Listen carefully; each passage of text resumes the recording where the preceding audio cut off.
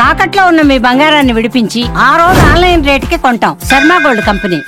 నమస్కారం, welcome to Suman TV. నేను గీతాంజలి. ప్రస్తుతం మనతో పాటు ఉన్నారు గత 15 సంవత్సరాలుగా 30,000కు పైగా జాతకాలు చూసినటువంటి అనుభవజ్ఞులు, ప్రముఖ జ్యోతిష్యులు బ్రహ్మశ్రీ నందిపట్ల శ్రీహరి శర్మ గురువు గారు ప్రస్తుతం మనతో పాటు ఉన్నారండి. వారితో మాట్లాడదాం. ప్రత్యేకమైన విషయం ఏంటంటే ఇవాళ గ్రహణాలు, ఒకే నెలలో 2 గ్రహణాలు చూస్తున్నాం. ఒకటి మనకి పౌర్ణమి రోజు గడిచినటువంటి చంద్రగ్రహణం కావచ్చు, ఇప్పుడు అమావాస్యకి సూర్యగ్రహణం. మనకు అసలు ఎక్కడా భారతదేశంలో కనిపించదు అంటున్నారు.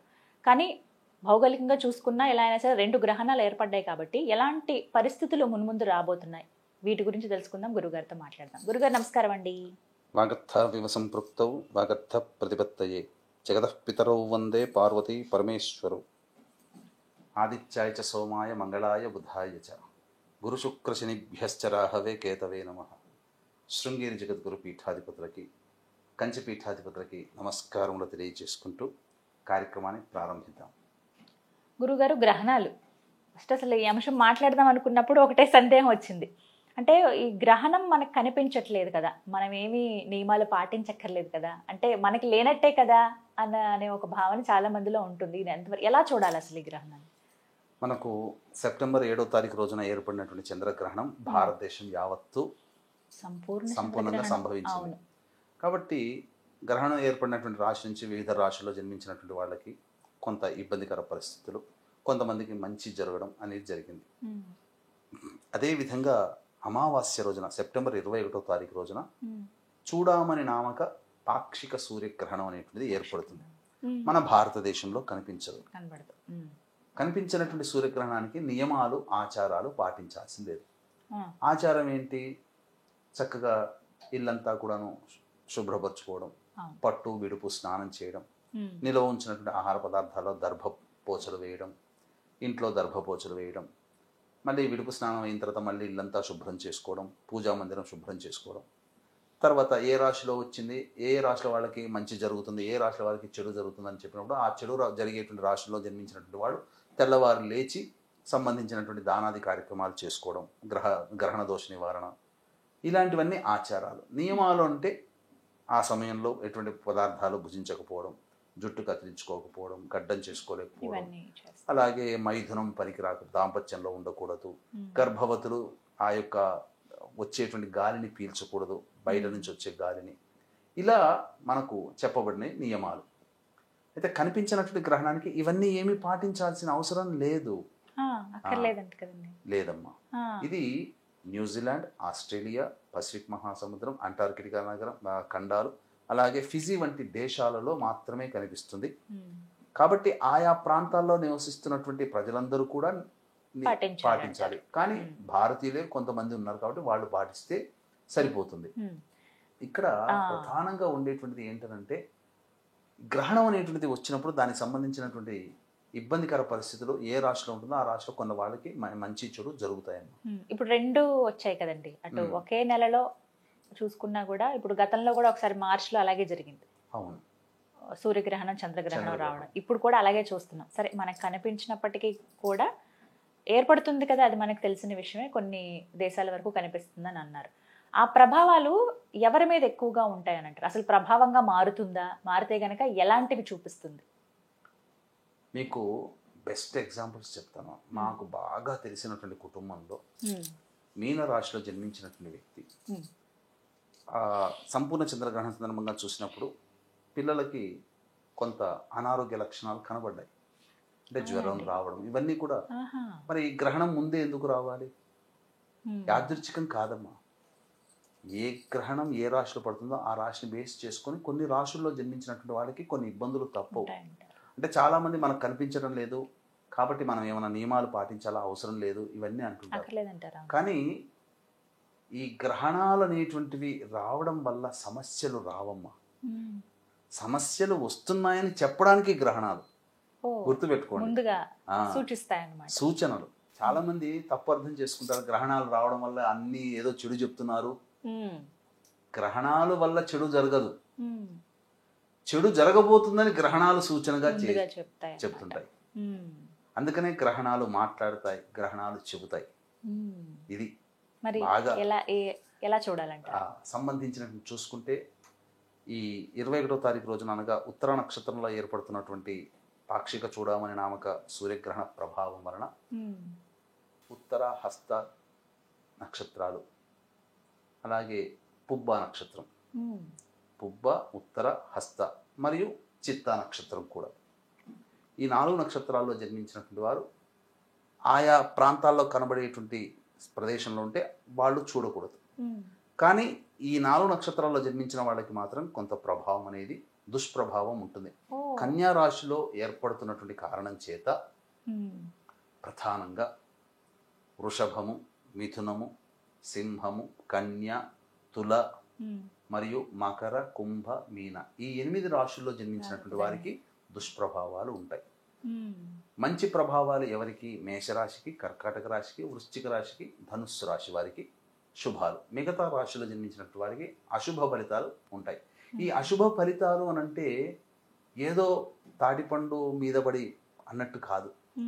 కష్టాలు ఉన్నటువంటి వ్యక్తికి ఇంకొద్ది కష్టాలు ఎక్కువ అవుతాయి. అనుకున్న పని గంటలో అవ్వాల్సింది 2 గంటలు, ప్రతిదీ టెండర్లు రావాల్సింది వాయిదా పడుతుంది, ఉద్యోగము వాయిదా పడుతుంది. ఇలా మనిషికి ప్రశాంతత లేని జీవితం మానవ జీవితంలో ఈ గ్రహణాల వల్ల కలుగుతాయి. కాబట్టి అటువంటి దోషము రాకుండా పరిహారాలు చేసుకోమని శాస్త్రం చెప్పబడింది, దానాది కార్యక్రమం చెప్పబడింది. అందుకే దీన్ని దృష్టిలో పెట్టుకుంటే ఇక్కడ మనం చూసుకున్నట్లయితే చంద్రగ్రహణం నాడు చూసుకుంటే కొన్ని రాశుల వారికి సూర్యగ్రహణం. కాబట్టి టోటల్గా చూసుకున్న అన్ని రాశుల వారికి ఒకే నెలలో 2 గ్రహణాలు రావడం వల్ల అన్ని రాశుల వారికి సంబంధించినటువంటిది ప్రభావం ఉంటుంది. రాశుల పైన ఖచ్చితంగా ఆ ప్రభావం ఉంటుందని చెప్తున్నారు. కాబట్టి ఎటువంటి పరిహారాలు చేసుకోవాలి, ఎలా చేసుకోవాలి? కనబడే చంద్రగ్రహణానికి అందరూ మనం చేసుకున్నారు, కనబడని సూర్యగ్రహణానికి మనం చేసుకోవాల్సింది లేదు అని అంటారు. కానీ ఈ గ్రహణ ప్రభావం కొన్ని రాశుల వారికి తదనంతరం వాళ్ళు అనుభవిస్తారు. అనుభవించినప్పుడు చూడాలి. అనుభవించడం అంటే వాళ్ళకి తెలుస్తుంది అప్పుడు, అరే ఈ గ్రహణం తర్వాత మనలో ఏదో మార్పు వచ్చింది, కొంత ఇబ్బందులకు ఫేస్ చేస్తున్నాం అని చెడుగా ఉండేటువంటి రాశుల వాళ్ళకి తెలుస్తుంది. కాబట్టి నా వ్యక్తిగతమైన అభిప్రాయం ప్రకారం 12 రాశుల వాళ్ళు పరిహారాలు చేసుకోవాల్సిందే, పాటించాల్సిందేనమ్మా. చంద్రగ్రహణం కర్కాటక రాశి వారికి, వృశ్చిక రాశి వారికి చెడు అన్నారు. కానీ ఇదే సూర్యగ్రహణం కర్కాటక రాశికి, వృశ్చిక రాశికి అద్భుతం, మంచిగా మారుతుంది.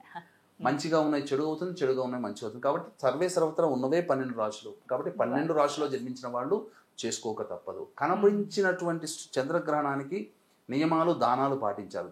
ఈ యొక్క కనిపించని సూర్యగ్రహణానికి ఏం చేయాలనంటే మన భారత కాలమానానికి మనం అన్వయింప చేసుకుంటే గ్రహణం ఏర్పడేటువంటి సమయాన్ని కనుక చూసుకుంటే 21వ తారీఖు రాత్రి 10:59 ప్రారంభమై తెల్లవారుజామున 3:23 వరకు సుదీర్ఘంగా 4:24 పాటు ఉంటున్నటువంటి కారణం చేత ఆ సమయంలో మేల్కొని ఉండగలిగితే ఇష్టదేవత ఆరాధన, శివ, లలిత, విష్ణు సహస్రనామ పారాయణం చేయడం. లేదు అనంటే మన పీఠం ఆధ్వర్యంలో దసరా నవరాత్రుల ప్రారంభ దినం 22వ తారీఖు రోజున రాత్రి మన పీఠం ఆధ్వర్యంలో గ్రహణ దోష నివారణ కార్యక్రమాలు జరిపించడం జరుగుతుంది. సూర్యుడికి, కేతువుకి గ్రహణాలు, అలాగే కుజుడికి సంబంధించినటువంటి జపాలు, హోమాది కార్యక్రమాలు కూడా జరుగుతాయి. అలాగే సంబంధించినటువంటి రుద్రసూక్త పారాయణము, గణపతి అథర్వ శీర్ష ఉపనిషత్ పారాయణము, అలాగే సుబ్రహ్మణ్య మూలమంత్ర హవనము, ఇవన్నీ కూడా జరుగుతాయి. చంద్రగ్రహణం నాడు చేసుకున్న వాళ్ళు కూడా సూర్యగ్రహణాన్ని చేసుకోవచ్చు. చంద్రగ్రహణం నాడు చేసుకోలేని వాళ్ళు ఉంటారు కదమ్మా, ఈ సూర్యగ్రహణం నాడైనా కానీ చేసుకుంటే ఆ గ్రహణ దోషం కూడా వీళ్ళకి తొలగిపోతుంది. ఎందుకనంటే గ్రహణం ఏర్పడినటువంటి నక్షత్రం మళ్ళీ తిరిగి ఆ నక్షత్రం వచ్చే సమయంలో లోపల చేసుకోవాలి. కాబట్టి ఏర్పడినటువంటి పూర్వభాద్ర నక్షత్రం తర్వాత మళ్ళీ వచ్చే పూర్వభాద్ర నక్షత్రంలోనే ఈ గ్రహణం ఏర్పడుతుంది. కాబట్టి ఈ సమయంలో చేసుకోవచ్చు. ఈ కార్యక్రమంలో నమోదు చేసుకున్నటువంటి వాళ్ళకి శక్తిపాతం చేసినటువంటి కరుంగలి మాల ఇవ్వడం జరుగుతుంది. ఇక మనం విషయానికి వచ్చినట్లయితే దానాది కార్యక్రమాలు చేసుకుంటే దానాల గురించి చెప్తారు కదండి. సూర్యబింబము, అలాగే సర్పబింబము దానం చేయవచ్చునమ్మా. ఇది గోధుమలు, ఉలువలు దానం చేయాలి. మీరైతే కందులు కూడా దానం చేస్తే చాలా. ఎప్పుడు ఇవ్వమంటారండి? నవరాత్రులు ప్రారంభమయ్యే రోజు ఇవ్వవచ్చు. గురుగారు, రాశుల పరంగా ఎలాంటి ప్రభావాలు ఉంటాయి, ఎవరెవరు ఎలాంటి పరిహారం చేసుకోవాలో తెలియజేశారు. ప్రకృతి పరంగా మాట్లాడుకుందామండి. ఎందుకంటే 2 గ్రహణాలు వచ్చినప్పుడు మీరు అన్నారు ఏదో ఒక సూచన అయితే చేస్తుంది గ్రహణం అని. మరి ఎలా ఉండబోతోంది మున్ముందు రోజుల్లో ప్రకృతి పరంగా కావచ్చు, భౌగోళికంగా? సాధారణంగా సంవత్సరంలో 1, 2 లేదా 3 గ్రహణాలు ఏర్పడతాయి. ఒక్కొక్క నెలలో ఒక్కొక్క గ్రహణం వస్తుంది.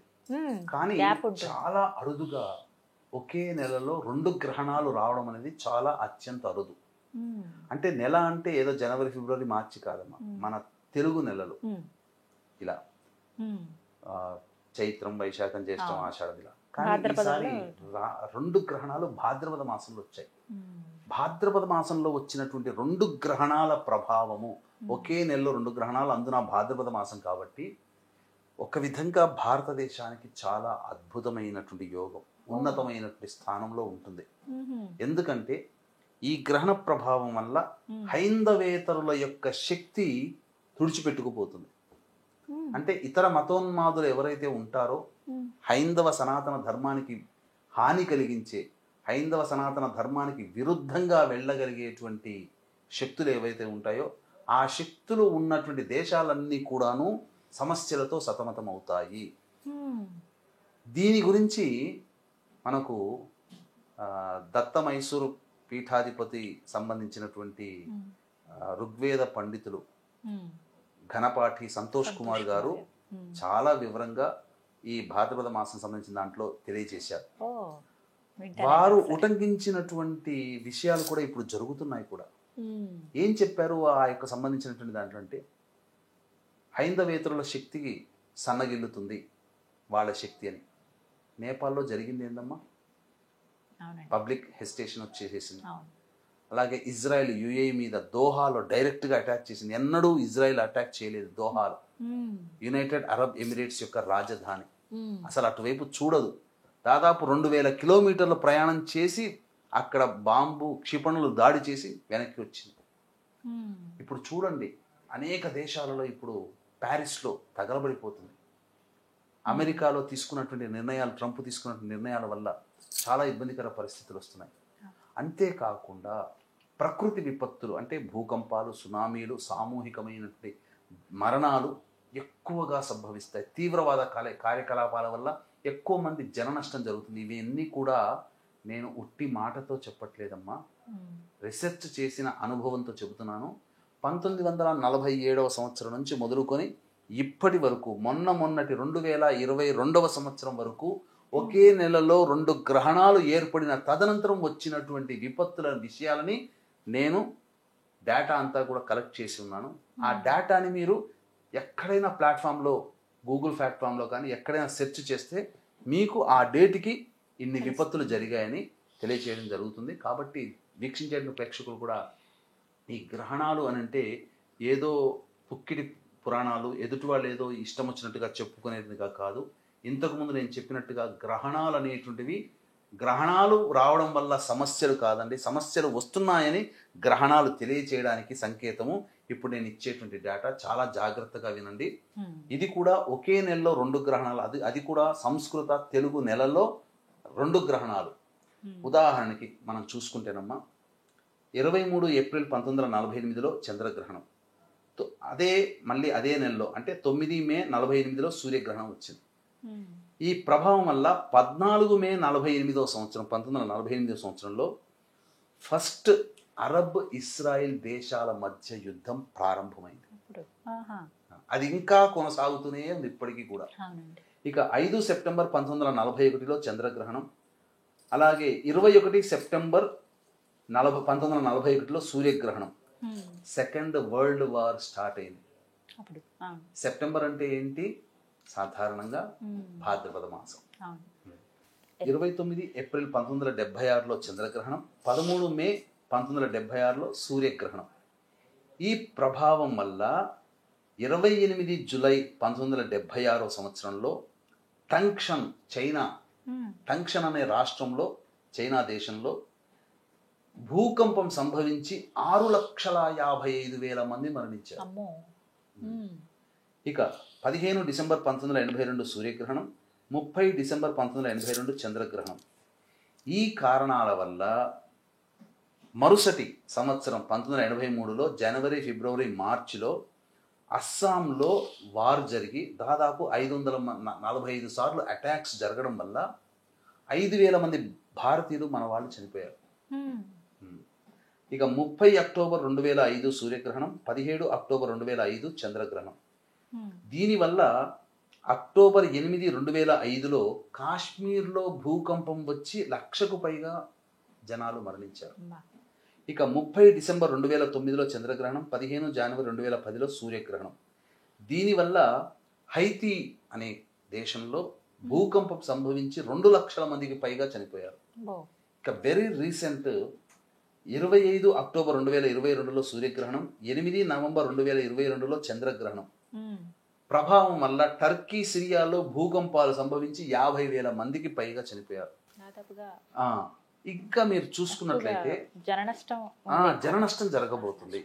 ఇంకా మీరు చూసుకున్నట్లయితే మొన్నటికి మొన్న ఎర్త్ క్వేక్ సంభవించింది కదా ఆఫ్ఘనిస్తాన్లో. దాదాపు 1,500 మంది అంటున్నారు, కానీ ఎక్కువనే పోయి ఉన్నారు.